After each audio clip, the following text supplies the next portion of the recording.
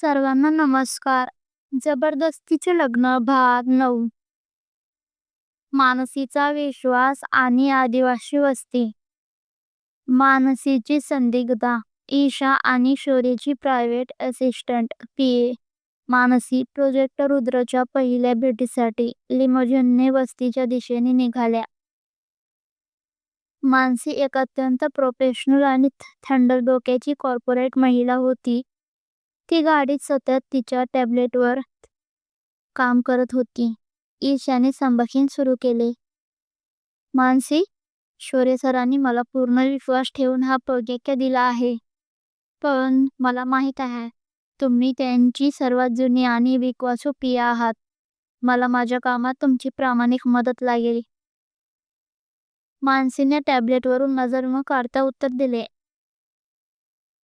Mrs Vardhan, माझं काम फक्त सरांचे आदेश पाळणे आहे. मी तुम्हाला या लोकांसोबत बोलण्यात मदत करेन. पण गोपनीयतेबद्दल बोलायचं झाल्यास माझ्यासाठी मिस्टर वर्धन यांच्या पुढे कोणीही नाही. ईशाला कळून चुकले की मानसी थेट शौर्यला रिपोर्ट करत आहे. तिला मानसीचा विश्वास संपादन करावाच लागेल. मानसी, मला तुमच्याकडून गोपनीयतेचे भंग नकोय, ईशा म्हणाली. पण तुम्ही गेली अनेक वर्ष शौर्य सरांना जवळून पाहिलं आहे.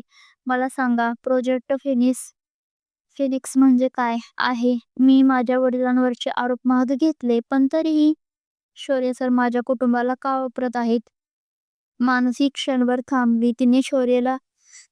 तिने ईशाकडे पाहिले. तिच्या चेहऱ्यावर एक अविश्वासाचा भाव होता, पण तो त्वरित नाहीसा झाला.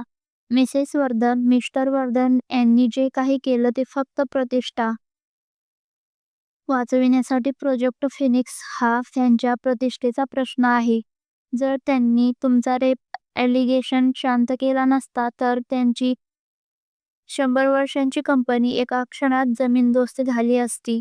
भावनिक न होता फक्त डीलवर लक्ष द्या, मानसीने थंडपणे सल्ला दिला. मानसीच्या बोलण्यातून ईशाला एक गोष्ट स्पष्ट झाली. मानसी शौर्याच्या प्रतिष्ठेच्या बाजूने होती, पण ती ईशाच्या मानसिक अस्थिरतेच्या कबुलीवर पूर्णपणे विश्वास ठेवत नव्हती. वस्तीतील साधी माणसे. त्या दोघी एका दूर असलेल्या आदिवासी वस्तीच्या सीमेवर पोहोचल्या. गाडीतून उतरल्यावर ईशाला एक वेगळाच अनुभव आला. शहराच्या प्रदूषणापासून दूर नैसर्गिक वातावरणात शांतता होती. वस्तीतील लोक साधे आणि सरळ होते. ते त्यांच्या पारंपरिक वेशभूषेत होते. वस्तीचे प्रमुख, एक वयस्कर पण तेजस्वी व्यक्ती, देवराव, त्यांना भेटायला आले होते. आम्हाला माहीत आहे तुम्ही वर्धन ग्रुपचे मालक शौर्य वर्धन यांच्या पत्नी आहात, देवराव म्हणाले. तुम्ही मोठी माणसे, तुम्हाला आमचे हे छोटे घर कशासाठी हवे आहे? आमचे जंगल, आमची घरे, आमची देवस्थाने, हेच आमचं आयुष्य आहे. ईशाच्या मनात अपराधीपणाची भावना आली. तिला खोटे बोलणे भाग होते. देवरावजी, मला तुमच्या भावना समजत आहेत. ईशाने अत्यंत नम्रपणे बोलायला सुरुवात केली. मी स्वतः एका साध्या कुटुंबातून आले आहे. शौर्य सरांना तुमच्या भावनांचा आदर आहे, म्हणूनच त्यांनी मला पाठवलं आहे. मानसीने लगेच कॉर्पोरेट बाजू मांडली. देवरावजी, वर्धन ग्रुप तुम्हाला तुमच्या जमिनीच्या 3 पट किंमत देत आहे. शिवाय तुमच्या वस्तीला शहराच्या जवळ एक स्मार्ट विलेज तयार करून देत आहेत, जिथे शाळा, दवाखाने आणि पक्की घरे असतील. ही ऑफर तुम्हाला 100 वर्षात मिळणार नाही. देवरावांनी ईशाकडे पाहिले. पैसा नाही मॅडम, आमचे देवस्थान आणि आमची संस्कृती विकली जात नाही. तुम्ही आम्हाला तुमच्या शहराच्या गुलामगिरीत आणू इच्छिता. ईशाला या लोकांचा प्रामाणिकपणा पाहून शौर्याचा तिरस्कार वाटला. देवरावजी, मला थोडा वेळ द्या, ईशा म्हणाली. मी तुमच्या भावना आणि तुमच्या अडचणी समजू शकते. मी पुन्हा तुमच्याशी बोलण्यासाठी येईन. गोपनीय भेटीची तयारी. लिमोजिनमध्ये परतल्यावर मानसी म्हणाली, मिसेस वर्धन, तुम्ही खूप हळू बोलतात. मिस्टर वर्धन यांना इतका वेळ नकोय. तुमच्याकडे फक्त 48 तास आहेत. 48 तास? ईशाने विचारले. हो. मिस्टर वर्धन यांची अट आहे, जर 48 तासात डील फायनल झाली नाही तर ते सरकारी यंत्रणा वापरून हा प्रोजेक्ट पुढे नेतील.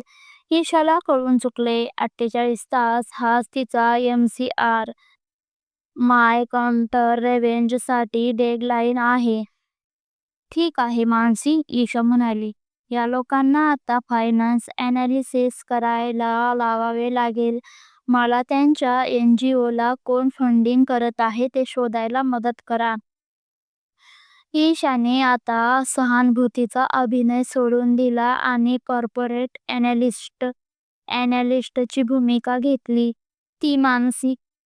ती मानसीला म्हणाली, मानसी, मला तुमच्या टॅब्लेटचा उपयोग करून हा डाटा ॲनालिसिस करायचा आहे. तुमच्या टॅब्लेटमध्ये शौर्य सरांचा गोपनीय डेटा ॲक्सेस असेल जो माझ्या लॅपटॉपला आता नाही. मानसी क्षणभर विचार करत होती. शौर्यने ईशाला डेटा ॲनालिस्ट म्हणून काम करायला सांगितले होते.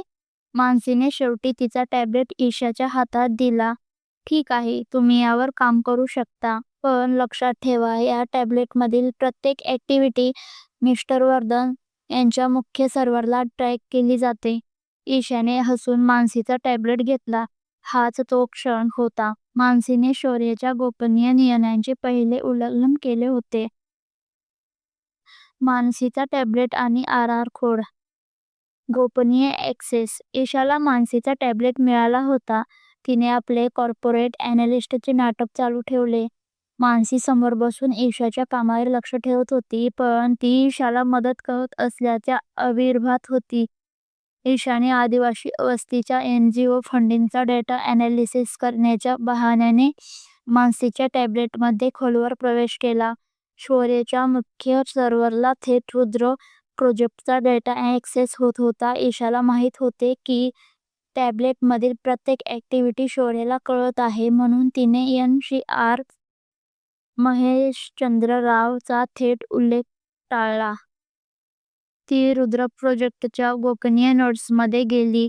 NGO फंडिंग या शीर्षकाखाली एक अत्यंत महत्त्वाचा क्लू लपलेला होता. शौर्याच्या नोट्स. NGOsला फंडिंग कोण करतंय ते शोधलं पाहिजे. या फंडिंगचा सोर्स RR आहे. RRला जर प्रेसवर आणले तर NGO आपोआप बंद होतील.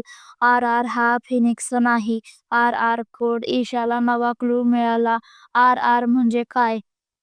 ईशाने पटकन RR कोड वर्धन ग्रुपच्या अंतर्गत डेटाबेसमध्ये शोधला. तिला फायनान्शियल फ्रॉड्स, आर्थिक घोटाळे या विभागात एक जुनी फाईल मिळाली. शीर्षक राजेश राव, वर्धन ग्रुपचे माजी फायनान्स हेड. माहिती. राजेश राव यांनी अनेक वर्षांपूर्वी वर्धन ग्रुपच्या आर्थिक व्यवहारात फेरफार केले होते. शौर्यने त्यांना नोकरीवरून काढले, पण पोलिसांना दिले नाहीत. राजेश राव. पुन्हा राव आडनाव. ईशाचे वडील प्रकाश राव आणि काका महेशचंद्र राव. नंतर आता राजेश राव. RR. ईशाला लक्षात आले, शौर्यवर्धनला राव कुटुंबाशी काहीतरी वैयक्तिक वैर आहे. मानसीचा भावनिक क्षण. ईशाने अत्यंत चलाखीने NGO फंडिंगच्या डेटा ॲनालिसिसच्या बहाण्याने राजेश राव यांच्या फाईलचा सारांश वाचला. तेवढ्यात मानसीचा फोन वाजला आणि ती उत्तर देण्यासाठी बाजूला झाली.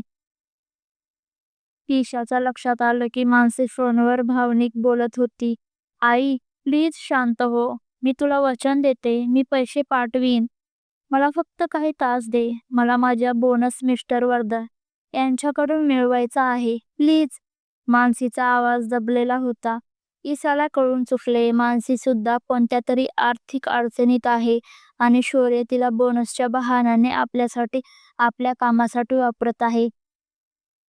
मानसी फोन ठेवून परत आली. तिच्या डोळ्यात पाणी होते, पण तिने पटकन स्वतःला सावरले. सॉरी मिसेस वर्धन, थोडं पर्सनल काम होतं.